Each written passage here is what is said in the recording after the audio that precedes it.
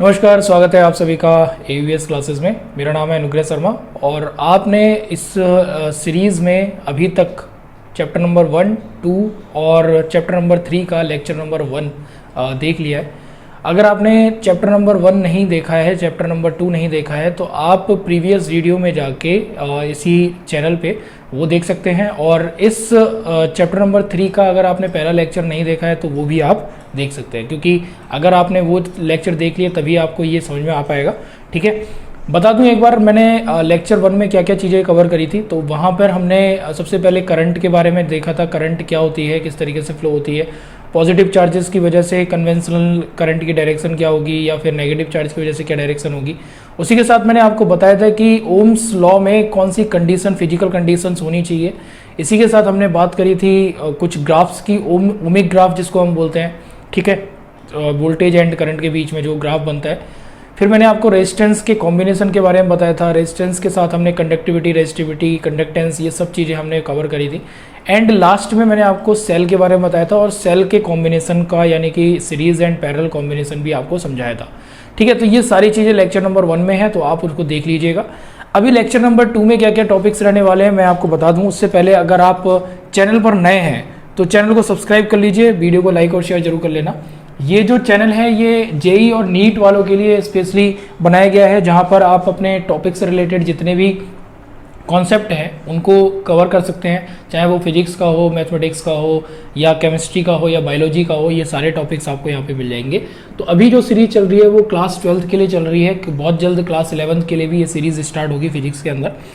मैं आपको बता दूं कि ये चैनल जो है, इसका एक और आप चैनल देखेंगे जिसमें आप पीजीटी और टीजीटी की तैयारी कर सकते हैं अपनी बहुत बढ़िया करके, तो वो भी आप चैनल सब्सक्राइब कर सकते हैं।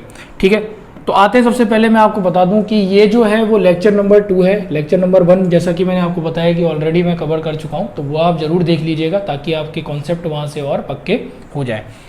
क्या क्या टॉपिक्स रहेंगे इस लेक्चर में, तो सबसे पहले हम बात करेंगे किरचॉफ्स लॉ की, जो कि इलेक्ट्रिसिटी से रिलेटेड है। इलेक्ट्रिसिटी के अंदर आपने ओम्स लॉ तो पढ़ ही लिया है, तो ओम लॉ से बहुत सारे क्वेश्चन है जो सॉल्व नहीं हो पाते। जैसे कॉम्प्लेक्स सर्किट अगर होगा तो उसको हम ओम्स लॉ से सॉल्व नहीं कर पाएंगे। अगर सिंगल रेजिस्टेंस जुड़ा हुआ है तो आप ओम्स लॉ का यूज करके उसको सॉल्व कर सकते हैं। तो किरचॉफ्स लॉ का यूज जो है वो हम कॉम्प्लेक्स सर्किट, यानी कि जितने भी जटिल परिपथ होते हैं, विद्युत परिपथ होते हैं, उन सभी को सॉल्व करने के लिए, उन सभी में करंट की वैल्यू फाइंड करने के लिए, वोल्टेज की वैल्यू फाइंड करने के लिए हम किरचॉफ के जो 2 लॉ हैं उनका यूज करते हैं। दोनों लॉ को हम समझेंगे। ठीक है, आगे उसके बाद हम व्हीट स्टोन ब्रिज के बारे में बात करेंगे। व्हीट स्टोन ब्रिज क्या होता है ये हम समझेंगे।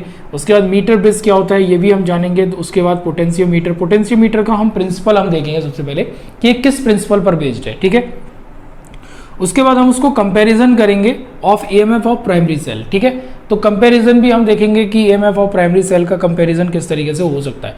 तो ये हम सारे टॉपिक्स इस लेक्चर के अंदर कवर करने वाले हैं। ठीक है, तो थोड़ा सा पेशेंस रखिएगा, और अगर आप चाहते हैं कि आप फटाफट कवर करें तो आपके पास एक ऑप्शन भी है, आप स्पीड बढ़ा सकते हैं। ठीक है, अब सबसे पहले हम बात कर लेते हैं किरचॉफ्स लॉ की। तो किरचॉफ का जो ये फर्स्ट लॉ है इसको हम एक और नाम से भी जानते हैं। ठीक है, तो इसका दूसरा नाम क्या है, तो किरचॉफ का ये जो फर्स्ट लॉ है इसको हम करंट लॉ भी बोलते हैं। करंट लॉ के साथ साथ हम इसको एक और लॉ भी बोल सकते हैं, जंक्शन रूल। ठीक है, तो करंट लॉ या जंक्शन रूल अगर आप कहीं पे भी पढ़ा हुआ, कहीं पे भी लिखा हुआ देखें या कोई भी आपसे पूछे तो आप ये समझ जाइएगा कि किरचॉफ का वो पहला नियम है। ठीक है, किरचॉफ्स फर्स्ट लॉ है वो। तो ये फर्स्ट लॉ जैसा कि नाम से पता चल रहा है करंट लॉ है, यानी कि ये करंट के बारे में हमें जानकारी देता है या विद्युत धारा के बारे में आपको बताता है। ठीक है, तो इसका थोड़ा सा मैं बता देता हूं कि करंट जो है किरचॉफ फर्स्ट लॉ के अकॉर्डिंग, जो किसी सर्किट में करंट आ रही है, जितनी करंट एक जंक्शन में आ रही है उतनी ही करंट उस जंक्शन से बाहर निकलती है, इसीलिए इसको जंक्शन रूल बोलते हैं। तो जितनी करंट जंक्शन में आएगी उतनी ही करंट उस जंक्शन से बाहर की तरफ निकलेगी। ठीक है, तो इसका स्टेटमेंट देख लीजिए। स्टेटमेंट क्या है, तो the algebraic sum of electric current eight A junction in any electric network is always 0। किसी भी इलेक्ट्रिकल नेटवर्क की अगर हम बात करें तो उसमें जो एल्जेब्रिक सम होता है करंट का, जितनी भी करंट उसमें उस जंक्शन पर आ रही हैं या जा रही हैं, या टोटल करंट हम अगर लेते हैं जंक्शन पर, तो उनका जो एल्जेब्रिक सम होगा वो कितना हो जाएगा, 0 हो जाएगा। या हम ये कहते हैं कि जंक्शन पर आने वाली कुल धाराओं का योग जो होता है वो शून्य होता है, ठीक है, ऐसा हम कह सकते हैं।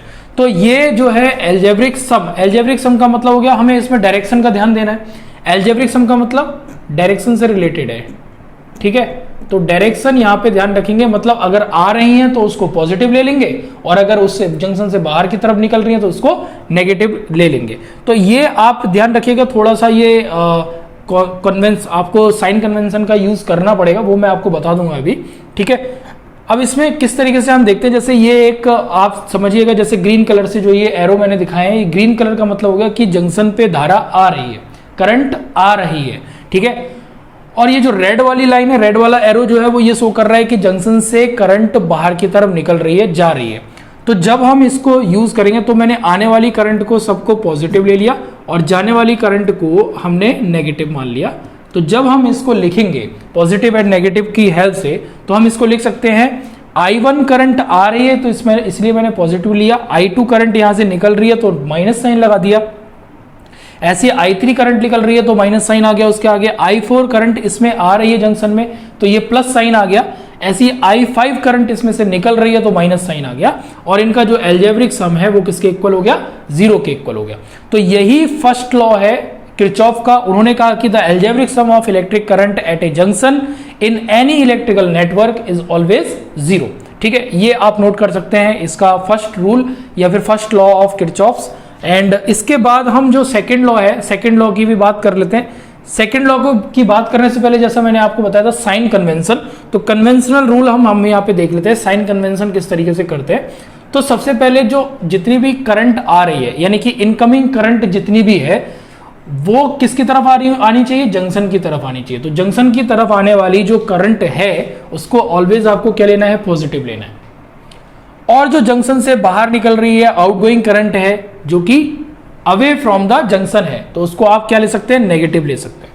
तो ये साइन कन्वेंशन है, इस तरीके से आप साइन को चूज करेंगे। पॉजिटिव किसके ले लेंगे, आने वाली करंट के लिए, नेगेटिव किसके ले लेंगे, जाने वाली करंट के लिए, ठीक है।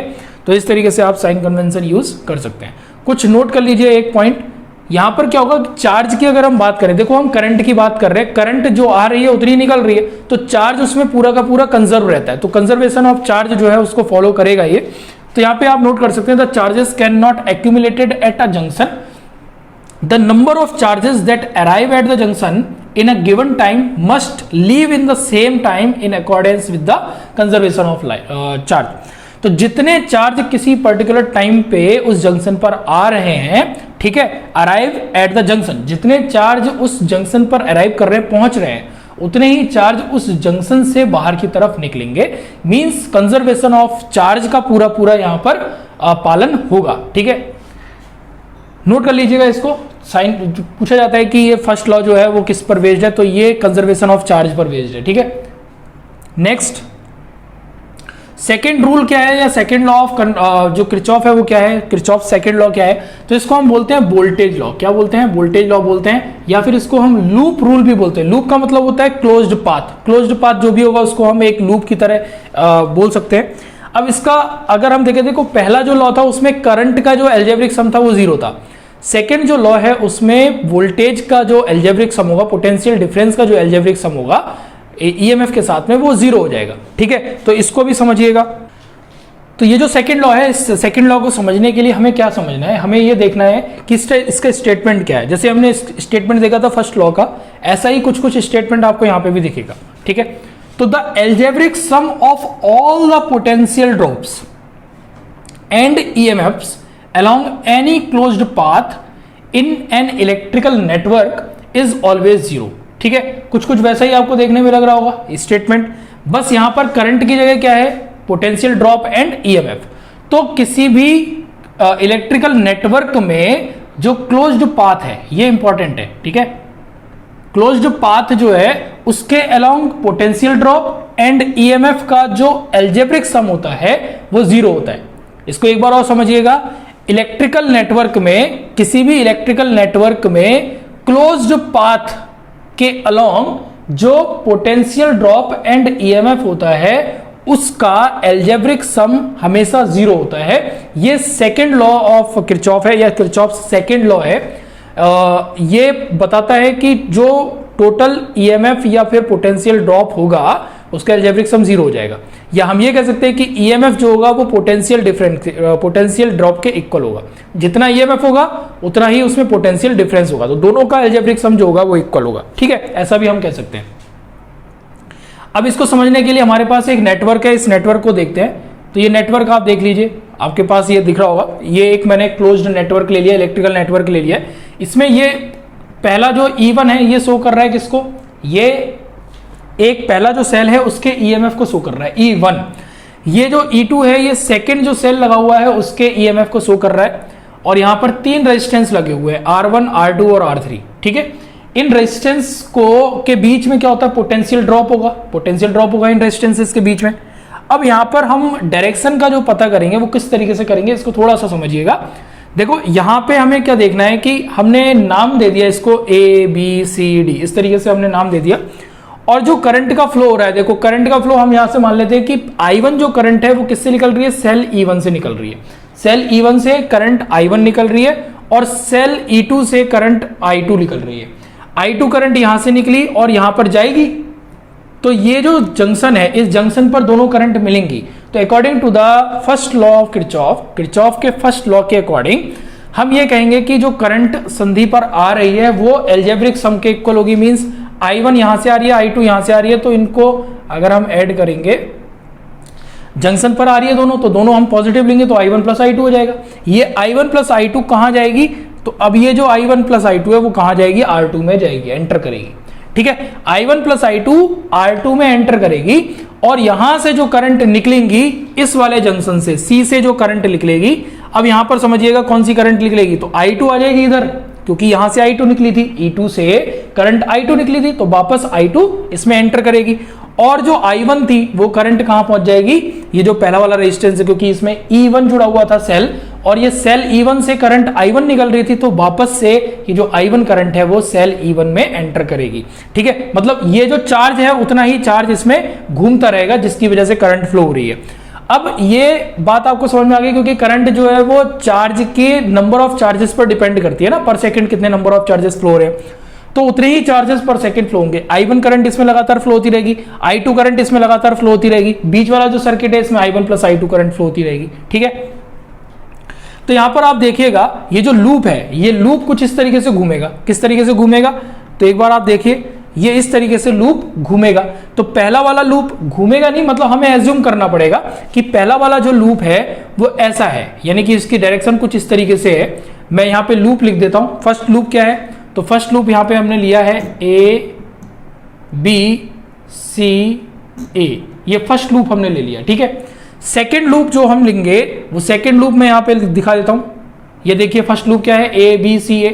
अब इस लूप में आप जब भी सेकेंड लॉ को अप्लाई करेंगे किरचॉफ के, तो उसको हम कैसे करेंगे, देखो ये जो हमने लिया है नेगेटिव से पॉजिटिव की तरफ लिया है, लूप कहां से जा रहा है, नेगेटिव से पॉजिटिव की तरफ जा रहा है।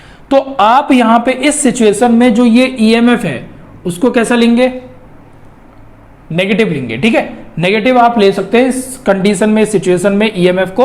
और उसके साथ ही जो लूप है उसकी डायरेक्शन में, ये देखिए इसकी डायरेक्शन में आ रही है करंट या नहीं आ रही है, तो उसकी डायरेक्शन में अगर करंट नहीं आ रही है तो आप उसको पॉजिटिव ले लीजिए। यहां पर इस सिचुएशन में मैं दूसरी भी सिचुएशन आपको दूंगा जहां पर आप दूसरी तरीके से भी कर सकते हैं, जरूरी नहीं ऐसे ही करना है आपको, दूसरा भी आप ले सकते हैं। अभी मैंने क्या लिया, नेगेटिव से पॉजिटिव की तरफ लूप लिया है, तो आप कैसे लेंगे, ईएमएफ को नेगेटिव लेंगे, बाकी करंट की डायरेक्शन के अपोजिट डायरेक्शन में आपको पॉजिटिव लेना है।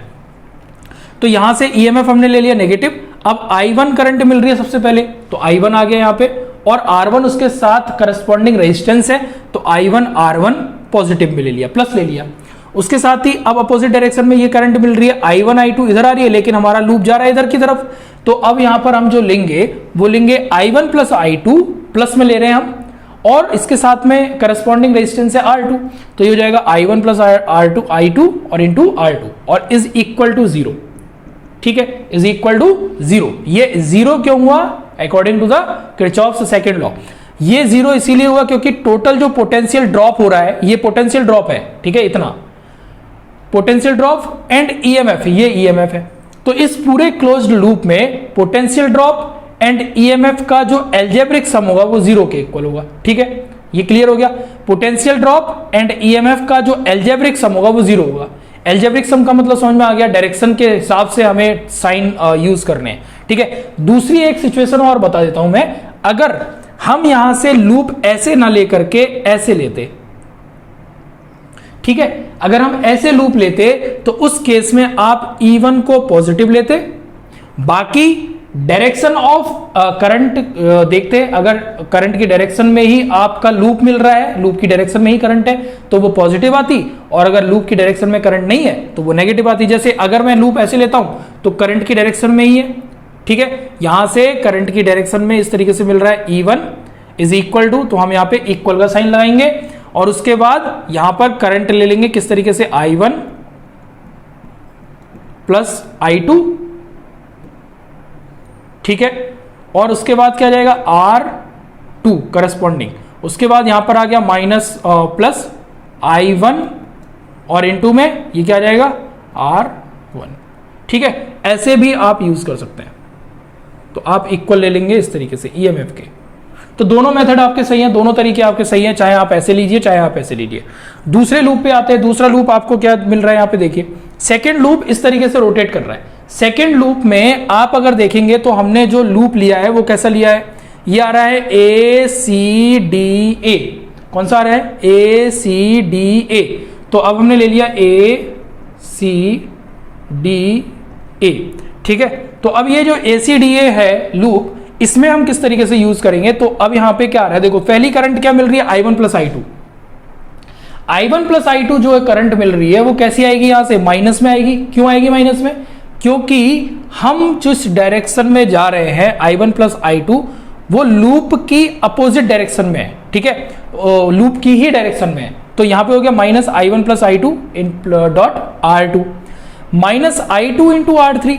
I2 क्या है, वो लूप की डायरेक्शन में, इसलिए माइनस में ले लिया हमने इस वाले इसके अकॉर्डिंग, इस लूप के अकॉर्डिंग, तो ये हो जाएगा I2 और यहां से कौन सी करंट मिल रही है I3, तो R3 यहां पर जो है वो रेजिस्टेंस है, तो I2 R3 एंड प्लस में ये क्या आ जाएगा आपका E2 आ जाएगा। ठीक है, इतनी बात क्लियर हो गई आपकी। तो या तो आप ऐसे लिख लीजिए या आप ऐसे लिख लीजिए, दोनों ही सही है, या फिर आप ऐसे लिख लीजिए। ये जो है वो सेम है, ये वाला और ये वाला सेम है।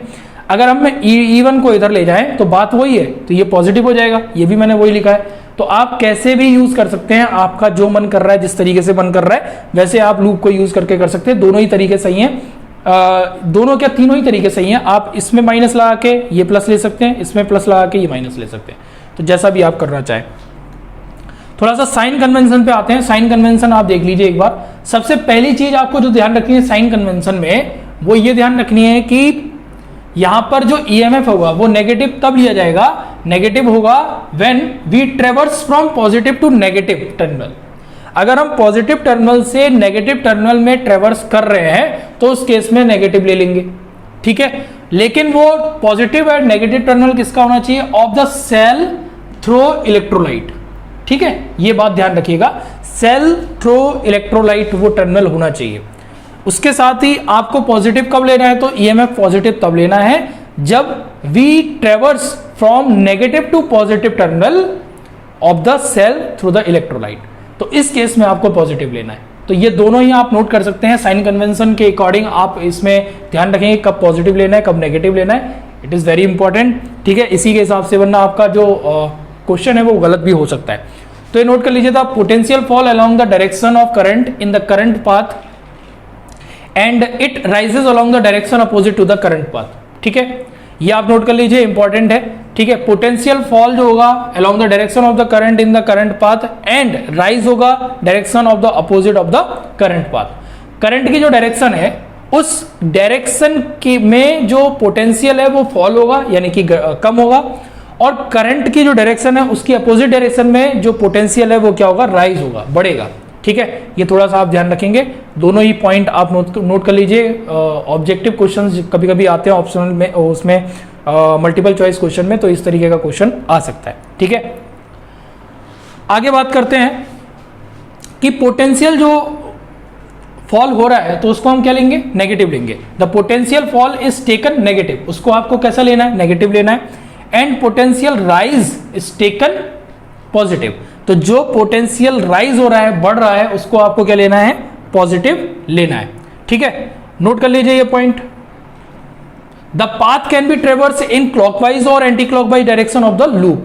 मैंने जैसा बताया था कि आप क्लॉकवाइज डायरेक्शन में भी ले सकते हैं और एंटी क्लॉकवाइज डायरेक्शन में भी ले सकते हैं। ये ऐसा कोई फिक्स नहीं है आपको क्लॉकवाइज ही लेना है, एंटी क्लॉकवाइज ही लेना है। बस आपको ईएमएफ एंड पोटेंशियल ड्रॉप का जो एल्जेब्रिक सम है वो जीरो करना है।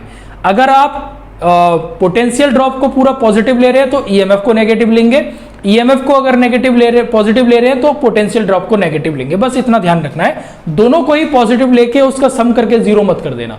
दोनों में से एक को आपको पॉजिटिव लेना है, एक को आपको नेगेटिव लेना है। तो ये आप बात नोट कर लीजिए, क्लॉकवाइज और एंटी क्लॉकवाइज दोनों में से आप कैसे भी यूज कर सकते हैं।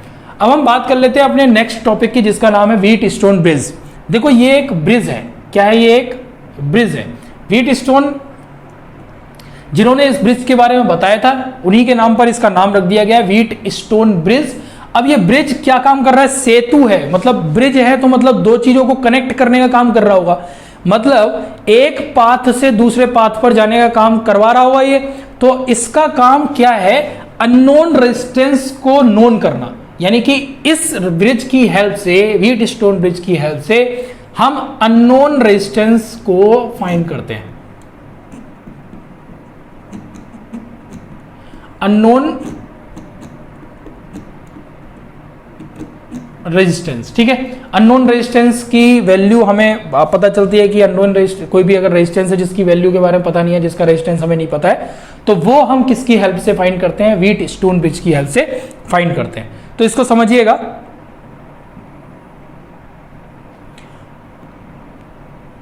ये एक डायग्राम आपके सामने दिख रहा होगा, देखो ये एक सर्किट डायग्राम है, ये एक इलेक्ट्रिकल सर्किट है। इस सर्किट में यहां पर क्या लगा हुआ है, ये ईएमएफ है। जब भी ई लिखा होगा तो वो आप समझ जाइएगा कि एक सेल लगा हुआ है, ईएमएफ लगा हुआ है। तो दो सेल लगे यहाँ पे 1 2, ठीक है, दो सेल को कनेक्ट किया गया सीरीज में। तो ये पूरा का पूरा क्या हो गई, एक बैटरी हो गई। तो यहाँ पर बैटरी लगी हुई है, ईएमएफ इसका ई है, और यहाँ पर हमने क्या लगा दिए, कुछ रेजिस्टेंसेस लगा दिए जिनके नाम यहाँ पे लिखे हुए हैं। इसको रेजिस्टेंस, इस रेजिस्टेंस की वैल्यू है P, ये P रेजिस्टेंस है, ये Q रेजिस्टेंस है, ये R है, ये S है, और बीच में लगा हुआ है गैल्वेनोमीटर। गैल्वेनोमीटर का काम क्या होता है, करंट की डायरेक्शन को बताना कि करंट फ्लो हो रही है या नहीं हो रही है, किस डायरेक्शन में फ्लो हो रही है। ठीक है, एक तो करंट के बारे में बताएगा कि करंट फ्लो हो रही है नहीं हो रही है सर्किट में, और दूसरा करंट की डायरेक्शन के बारे में भी बताएगा। तो ये जो है वो मैंने एक यहाँ पर सर्किट पूरा बनाया हुआ है, A B C D इस तरीके से, इनके बीच में 4 रेजिस्टेंस लगे हुए हैं। 4 में से 3 रेजिस्टेंस की वैल्यू हमें पता होगी और एक रेजिस्टेंस ऐसा होगा जिसकी वैल्यू हमें नहीं पता होगी। या फिर हम एक सिचुएशन और ले सकते हैं यहाँ पे, वो देखिएगा क्या सिचुएशन है कि ये जो चारों रेजिस्टेंस है, व्हीट स्टोन ब्रिज की कंडीशन कब सेटिस्फाई होगी। तो उसके लिए क्या है कंडीशन कि ये जो P और R, Q एंड S, इनका जो रेशियो है वो क्या होना चाहिए, इक्वल होना चाहिए। तो जो करस्पॉन्डिंग रेजिस्टेंस है उनके रेशियो अगर इक्वल होते हैं तो वो जो ब्रिज होता है वो एक व्हीट स्टोन ब्रिज होता है, ऐसा हम यहाँ पे अभी पढ़ेंगे। तो जब भी व्हीट स्टोन ब्रिज कोई होगा तो ये जो गैल्वेनोमीटर है इसमें जीरो डिफ्लेक्शन होगा, यानी कि कोई करंट फ्लो नहीं होगी, I इज इक्वल टू 0, ठीक है, कोई करंट इसमें फ्लो नहीं होगी। तो जब भी व्हीट स्टोन ब्रिज होगा तो बीच वाला जो सर्किट है उसमें कोई करंट फ्लो नहीं होगी। तो इसको समझिए थोड़ा सा। यहां से करंट निकली I, ये करंट I आ रही है। अब ये दो पार्ट में डिवाइड हो गई, एक चला गया यहाँ पे I, और दूसरे में जो करंट जाएगी according to the Kirchhoff's first law वो जाएगी I माइनस I1, क्योंकि टोटल करंट थी I, इसमें I1 चली गई ऑलरेडी, तो अब बची हुई करंट क्या थी, I माइनस I1, तो वो इसमें आ गई। ठीक है, अब उसके बाद जो करंट फ्लो होगी वो कैसे होगी, इसमें चली गई IG, ये गैल्वेनोमीटर है ना, तो गैल्वेनोमीटर में करंट चली गई IG, और यहां से करंट आ रही थी I1, तो यहां पे जो करंट जाएगी Q में वो करंट होगी I1 माइनस IG। ठीक है, अब यहां पर जो करंट आ रही है C पर वो क्या आ रही है, I1 माइनस IG। यहां से जो करंट जा रही है वो आ रही है I1 minus I minus I1, और मिल रही है IG। तो अब जो S वाला है उसमें जो करंट जाएगी वो क्या जाएगी, I minus I1 plus IG। I minus I1 current तो ये थी, और IG इसको यहां पे इस जंक्शन पर करंट मिल गई। तो अब इस वाले रेजिस्टेंस में जो करंट जाएगी S में वो जाएगी I minus I1 plus IG। Okay, और यहां पर जो करंट आ रही थी I1 माइनस IG, ये करंट आपको समझ में आ गया किस तरीके से मैंने इसका डिस्ट्रीब्यूशन किया है according to the Kirchhoff first law, और कुछ नहीं किया है।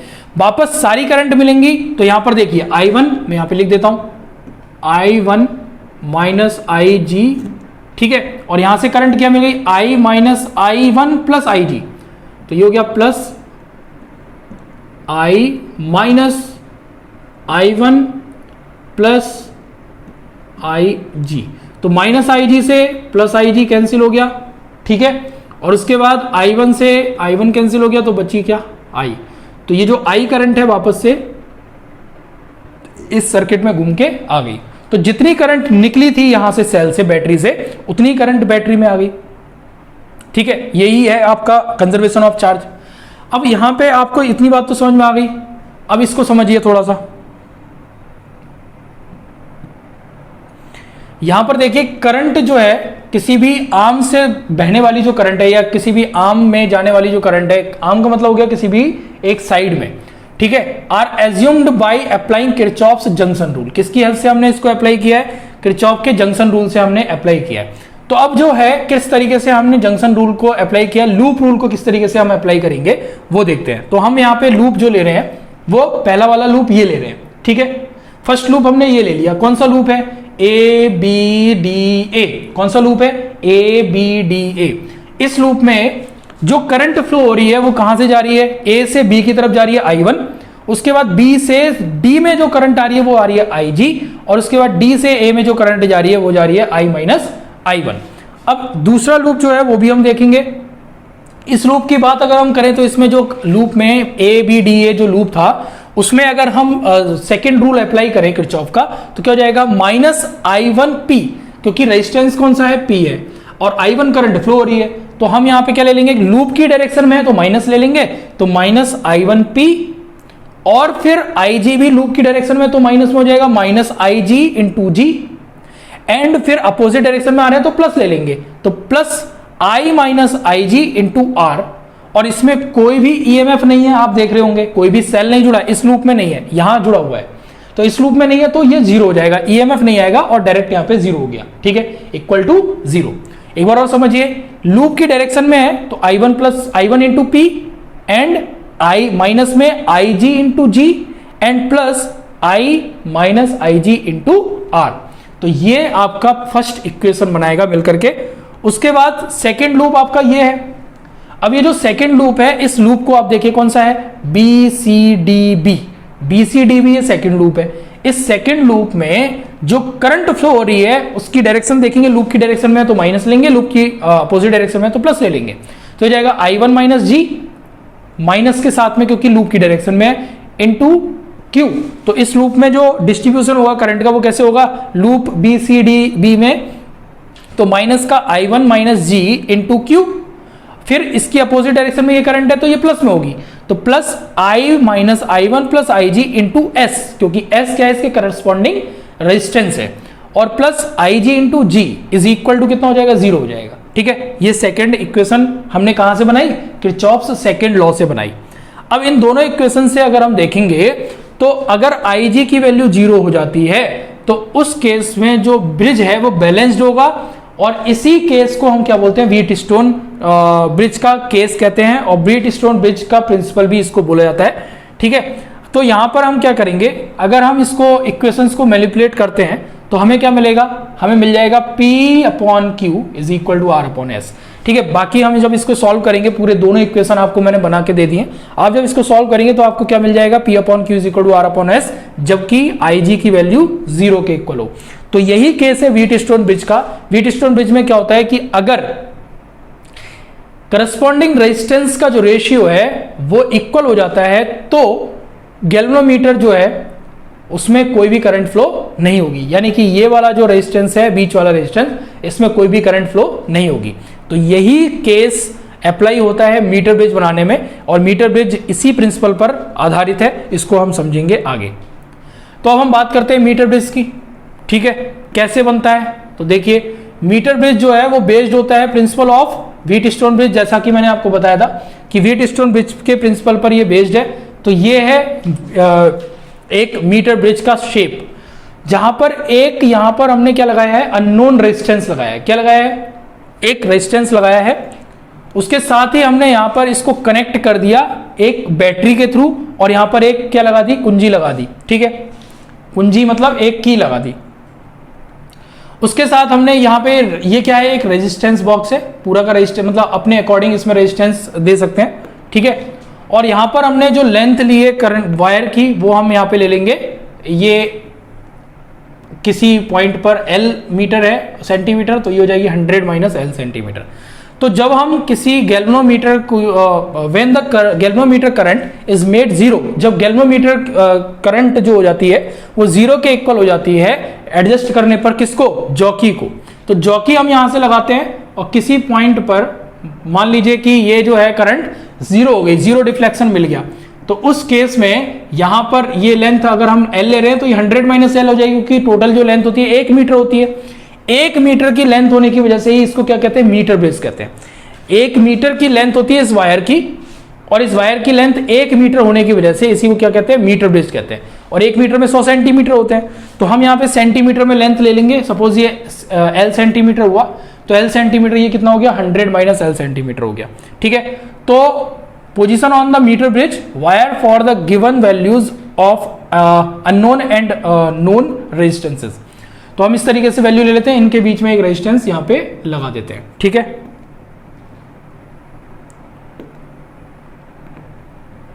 तो इस तरीके से रेजिस्टेंस लग गया, और ये आप देख सकते हैं यहां पे।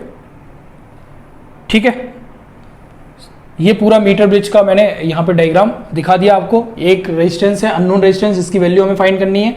ये रेजिस्टेंस बॉक्स है जिसमें हम अपने हिसाब से रेजिस्टेंस को दे सकते हैं, अप्लाई कर सकते हैं, लगा सकते हैं। ये EMF लगा हुआ है, बैटरी लगी हुई है, ये कुंजी लगी हुई है यहाँ पे, और यहाँ पर क्या लग जाएगी, एक जॉकी लग जाएगी इस तरीके से। ठीक है, और ये लेंथ अगर L है तो बची हुई लेंथ कितनी हो जाएगी, 100 माइनस L हो जाएगी। अब बात करते हैं यहां पर इस पूरे प्रिंसिपल की, इस पूरे डायग्राम की। देखिए, तो ये पूरा मीटर ब्रिज का पूरा क्या है, डायग्राम है, और इसकी हेल्प से ये जॉकी लगी हुई है। जॉकी को हम गैल्वेनोमीटर के साथ में कनेक्ट करते हैं। ये जॉकी है यहाँ पे, और ये गैल्वेनोमीटर है। गैल्वेनोमीटर बताएगा कि जॉकी में करंट फ्लो हो रही है कि नहीं हो रही है। जॉकी को जैसे ही हम टच करेंगे तो करंट फ्लो हो रही है, उसमें नहीं हो रही है।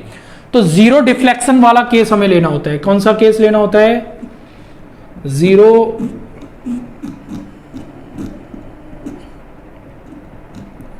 डिफ्लेक्शन। नोट कर लेंगे यहां पे, जीरो डिफ्लेक्शन वाला केस यहां पे यूज करना होता है।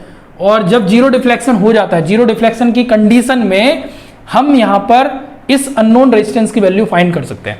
तो कैसे करते हैं, यहां पर हम क्या लेंगे, देखो हमने क्या करा था, बीट स्टोन प्रिंसिपल को यूज करा। तो ये भी एक रेजिस्टेंस है, यहां से यहां तक की लेंथ कितनी है, L, और हमें पता है कि R इज इक्वल टू कितना होता है, रो L अपॉन A होता है। ठीक है, यही होता है। रो तो कांस्टेंट होगा इस पूरे तार के लिए, लेंथ और एरिया इन दोनों पर डिपेंड कर रहा है। ठीक है, क्रॉस सेक्शनल एरिया भी कांस्टेंट होगा, तो केवल लेंथ पर डिपेंड कर रहा है। तो R is directly proportional to length. ठीक है, तो यहां पे क्या मिल जाएगा अपने को, रेजिस्टेंस R, ये रेजिस्टेंस बॉक्स में जो रेजिस्टेंस दिया, और X, इन दोनों का ratio R upon X, and equal to हो जाएगा RAJ, यहां से यहां तक का जो रेजिस्टेंस हो तार का वो, और अपॉन में यहां से यहां तक का JB, RJB, यानी कि रेजिस्टेंस J से लेके B तक की लेंथ का जो रेजिस्टेंस है वो। तो इन रेजिस्टेंसेस का रेशियो जो होगा वो क्या होगा, आपस में इक्वल होगा। ठीक है, तो यहां पर हम लिख देंगे R upon X is equal to AJ, जो लेंथ है, क्योंकि मैंने बताया डायरेक्टली प्रोपोर्शनल है लेंथ के, AJ अपॉन JB, एंड यहां से हम ये भी लिख सकते हैं कि R upon X is equal to L, यहां से यहां तक की लेंथ कितनी है, L है, और यहां से यहां तक की लेंथ कितनी है, 100 माइनस L हो गई। तो हो जाएगा R upon X is equal to L upon 100 minus L। तो ये जो रेजिस्टेंस है वो क्या होगी, इसकी लेंथ, रेजिस्टेंस की लेंथ, रेजिस्टेंस जो होगा वो लेंथ के डायरेक्टली प्रोपोर्शनल होगा। ठीक है, ये नोट कर लीजिएगा आप। तो इसका मतलब ये हो गया कि जो X है, अननोन रेजिस्टेंस है, उसकी वैल्यू क्या होगी, R into 100 minus L upon L। तो ये हो जाएगा R into 100 minus L upon L, ये वैल्यू नोट कर लीजिएगा। ओके, तो ये आपके काम में आएगी जब भी आपको अननोन रेजिस्टेंस फाइंड करना हो मीटर ब्रिज की हेल्प से, तो आप इसी फॉर्मूले का यूज करके निकाल सकते हैं। और ये फॉर्मूला किससे आया, principle of wheat stone bridge के प्रिंसिपल से ये निकल के आया है। नेक्स्ट टॉपिक जो है वो है पोटेंशियोमीटर। अगेन जैसे हमने मीटर ब्रिज देखा था, मीटर ब्रिज जो है वो क्या है, अननोन रेजिस्टेंस को फाइंड करने की एक युक्ति है, एक डिवाइस है जिससे हम अननोन रेजिस्टेंस को फाइंड कर सकते हैं। और वो किस प्रिंसिपल पर बेस्ड है, तो वो है व्हीट स्टोन ब्रिज के प्रिंसिपल पर बेस्ड। अब यहां पर आपको पढ़ना क्या है, पोटेंशियोमीटर पढ़ना है। पोटेंशियोमीटर भी एक ऐसी डिवाइस है जिससे हम क्या कर सकते हैं, ईएमएफ को फाइंड कर सकते हैं, सेल के ईएमएफ को फाइंड कर सकते हैं। तो यहां से आप देख रहे होंगे ये पत्तियां लगी हुई हैं, इन पत्तियों के अलोंग, इन पत्तियों के दोनों एंड पर क्या जुड़ा हुआ है, तार जुड़ा हुआ है। तो इस तरीके से वायर को कनेक्ट करते हैं इसमें, ठीक है। 1 मीटर के वायर को यहां पे कनेक्ट कर दिया जाता है। ये कॉन्स्टेंटन का वायर यहां पे लगाया जाता है, किसका, कॉन्स्टेंटन या मैंगनीन का तार यहां पे यूज करते हैं, ठीक है। एक मिश्र धातु होती है उसका।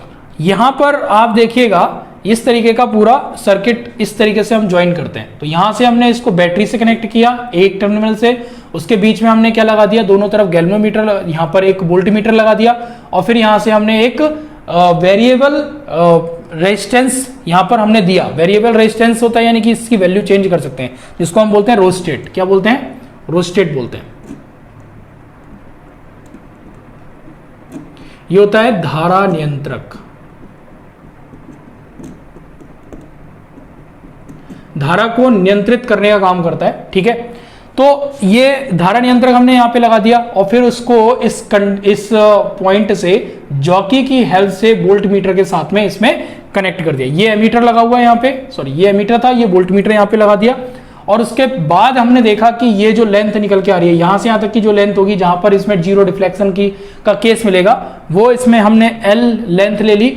यहां पर कुंजी लगी हुई है, यहां पर करंट फ्लो हो रही है इसकी वजह से, और फिर ये जो करंट फ्लो हो रही है यहां पे हमने जब जॉकी से टच करेंगे तो उस केस में आपको क्या मिल जाएगा, यहां पे जीरो डिफ्लेक्शन मिल जाएगा किसी केस में, और वहां पे आप उसका पोटेंशियल नोट कर लेंगे इसकी हेल्प से, ठीक है। अब यहां पे क्या है कि जो वायर लगे हुए हैं 100 सेंटीमीटर 100 सेंटीमीटर 100 सेंटीमीटर 100 सेंटीमीटर, तो ये हो गया 100 सेंटीमीटर 1 मीटर। फिर उसके बाद ये 200 सेंटीमीटर हो गया, 300 सेंटीमीटर हो गया, 400 सेंटीमीटर। टोटल लेंथ यहाँ पे इस तरीके से हम ले लेते हैं, ठीक है। तो ये जो प्रिंसिपल है, इसका प्रिंसिपल आप समझिएगा। तो प्रिंसिपल क्या है इसका, V = IR होता है, ओम्स लॉ से हमें पता है। तो यहां से आपको R की जगह हम क्या लगा लेते हैं, ρL/A लगा लेते हैं। तो I ρL/A, ठीक है, ये हो जाएगा। तो अगर हम कांस्टेंट करंट फ्लो करवाते हैं थ्रू द पोटेंशियोमीटर या potentiometer wire of uniform cross section area A, अगर हम यूनिफॉर्म करंट फ्लो करवा रहे हैं, तो कांस्टेंट करंट फ्लो करवा रहे हैं तब, तो जो V है वो इक्वल होगा K × L के, यानी कि V is directly proportional to L, and K जो है यहां पे पोटेंशियल ड्रॉप को शो कर रहा है। किसको शो कर रहा है, पोटेंशियल ड्रॉप को शो कर रहा है। ध्यान रखिएगा K क्या है, यहां पे पोटेंशियल ड्रॉप है। और यहां पे हम ये कह सकते हैं कि V is directly proportional to L। तो यूनिफॉर्म कंपोजिशन ऑफ मटेरियल जो रो है, उनका कंपोजिशन अगर हम लेते हैं, इसको पूरे को सॉल्व करते हैं, तो V की वैल्यू जो आती है वो के एल के इक्वल आती है। तो यहां पर जो K है वो पोटेंशियल ड्रॉप को शो कर रहा है, ठीक है। ये नोट कर लीजिएगा पोटेंशियोमीटर के लिए। V/L जो है वो क्या होता है, ऑलवेज कांस्टेंट होता है। ये जो K मैंने बताया था, V = KL, ठीक है। तो V/L जो होगा वो क्या होगा, कांस्टेंट होगा। ये पोटेंशियल ड्रॉप है तो ये कांस्टेंट होता है। तो potential difference across any length of the wire of uniform cross section and uniform composition of proportional to its length when the constant current flows through it. अगर constant current इसके through flow होती है, तो उस case में जो potential difference है across the length of the wire of uniform cross sectional area and uniform composition of the composition, वो क्या होगी, प्रोपोर्शनल होगी to the length of the wire, ठीक है। इसको आप नोट कर सकते हैं। तो ये ग्राफ देख लीजिए, इस ग्राफ से आपको समझ में आ रहा होगा V और I के बीच का जो ग्राफ है वो एक कांस्टेंट मिल रहा है। नेक्स्ट यहां पर आप पोटेंशियोमीटर का जो डायग्राम है वो आप देख लीजिए। यहां पर हमने क्या करा, एक रेजिस्टेंस बॉक्स लगाया, गैल्वेनोमीटर लगाया, गैल्वेनोमीटर को हमने जॉकी से कनेक्ट किया, उसके बाद यहां पर हमने एक सेल लगाया, उसके बाद यहाँ पे एक बैटरी लगी हुई है, एमीटर जुड़ा हुआ है, धारा नियंत्रक जोड़ दिया हमने, कुंजी लगा दी यहाँ पे।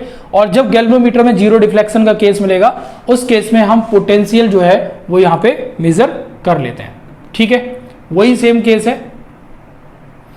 अब यहाँ पे हम क्या करते हैं, कंपैरिजन कर लेते हैं ईएमएफ का, ईएमएफ यूजिंग पोटेंशियोमीटर। पोटेंशियोमीटर का यूज करके हम ईएमएफ का कंपैरिजन कैसे करते हैं, तो हम यहाँ पे क्या करते हैं, एक बैलेंसिंग पॉइंट को ऑब्टेन करते हैं for the cell when the potential at any point on the potentiometer wire is equal and opposite to the EMF of the cell.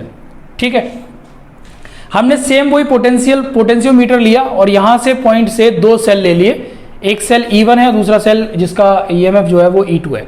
ठीक है, इसको हम जब कनेक्ट करेंगे रेजिस्टेंस बॉक्स से, एक बार हम इसको कनेक्ट करेंगे, दूसरी बार इसको कनेक्ट करेंगे, क्योंकि तभी हम कंपेयर कर पाएंगे, कंपैरिजन कर पाएंगे। तो सपोज कि यहां पर जो वैल्यू है वो अलग अलग मिल रही है। J1 यहां पर जॉकी J1 जहां पर जीरो डिफ्लेक्शन मिल रहा था तो उसके लिए ये L1 लेंथ ले ली, यहां पर जॉकी J2 जिस पे हमें जीरो डिफ्लेक्शन मिल रहा था तो हमने वो करंट लेंथ L2 ले ली। ठीक है, तो वही सब चीजें यहाँ पे लगी हुई हैं, करंट वही जॉकी वगैरह सब लगी हुई है, लेंथ उतनी है। तो यहां से जो E1 मिलेगा वो कितना हो जाएगा, VAJ1 के इक्वल हो जाएगा, यानी कि A और J1 के बीच में जितना पोटेंशियल ड्रॉप हो रहा है, जितना पोटेंशियल डिफरेंस है वो किसके इक्वल हो जाएगा, E1 के इक्वल हो जाएगा। फॉर्मूला हो जाएगा रो L1 अपॉन A और साथ में क्या आ जाएगा, I आ जाएगा। ठीक है, उसके साथ ही E2 अगर हम निकालेंगे तो उसके लिए फॉर्मूला हो जाएगा I row L2 upon A, ये इसके लिए वैल्यू हो जाएगी। तो E1 अपॉन E2 की जो वैल्यू होगी वो क्या होगी, L1 अपॉन L2 के इक्वल होगी। तो ध्यान रखिएगा,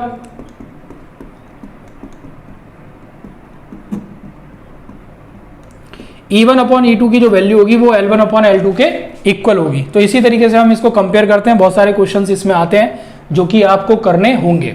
तो ये नोट कर लीजिएगा point, the balancing point will not be obtained on the potentiometer wire if fall of the potential along the potentiometer wire is less than the EMF of the cell। ठीक है, अगर सेल के EMF से जो potential drop है वो कम होगा तो हम उसको मेजर नहीं कर सकते पोटेंशियोमीटर की हेल्प से। तो the balancing point will not be obtain, balancing point जो है वो आप उसमें ऑब्टेन नहीं कर सकते जबकि potential along the potentiometer wire is less than the EMF of the cell. ठीक है, तो उस केस में आप उसको ऑब्टेन नहीं कर पाएंगे। And the working of the potentiometer is based on the null deflection method. ये किस पर डिपेंड करता है, ये जो मेथड है, ये वर्किंग है, इसका प्रिंसिपल है वो किस पर आधारित है, वो है नल डिफ्लेक्शन मेथड पर आधारित है, जिसमें मैंने बताया था जीरो डिफ्लेक्शन, उसी को नल डिफ्लेक्शन बोलते हैं। And so the resistance of the wire becomes infinite. ठीक है, तो वायर का जो रेजिस्टेंस होगा वो क्या होना चाहिए, इनफाइनाइट होना चाहिए। So thus the potentiometer can be regarded as the ideal voltmeter. तो इसीलिए पोटेंशियोमीटर को एक आइडियल वोल्टमीटर भी बोला जाता है। तो आप ये कह सकते हैं, कभी कभी क्वेश्चन अगर आ जाता है आपके सामने कि एक आइडियल वोल्टमीटर किसे कहा जाता है, तो वो होगा आंसर उसका पोटेंशियोमीटर को। तो पोटेंशियोमीटर को आइडियल वोल्टमीटर क्यों कहते हैं, क्योंकि उसका जो रेजिस्टेंस होता है वो इनफाइनाइट होना चाहिए या होता है, जिस वजह से हम इसको एक आइडियल वोल्टमीटर कहते हैं। तो आज के लेक्चर में इतना ही। ठीक है, ये पूरा जो चैप्टर था, चैप्टर नंबर 3, वो आपका खत्म हो चुका है। करंट इलेक्ट्रिसिटी पूरा एंड हो चुका है और नेक्स्ट जो चैप्टर होगा उसको कवर करने से पहले इसके कुछ न्यूमेरिकल्स हम करेंगे। ठीक है, वो न्यूमेरिकल्स पूरे नेक्स्ट लेक्चर में मैं आपको करवा दूंगा, इसका लेक्चर नंबर 3। और बाकी नेक्स्ट चैप्टर जो मैग्नेटिज्म वाला है उसको हम जरूर कवर करेंगे। तो लेक्चर में बने रहिए, इस पूरे चैनल पर बने रहिए और सब्सक्राइब कर लीजिए, वीडियो को शेयर जरूर कर लीजिएगा। मिलते हैं आपसे नेक्स्ट लेक्चर में, तब तक के लिए अपना बहुत ध्यान रखिए। बाय बाय, टाटा, take care, keep smiling and keep study, bye.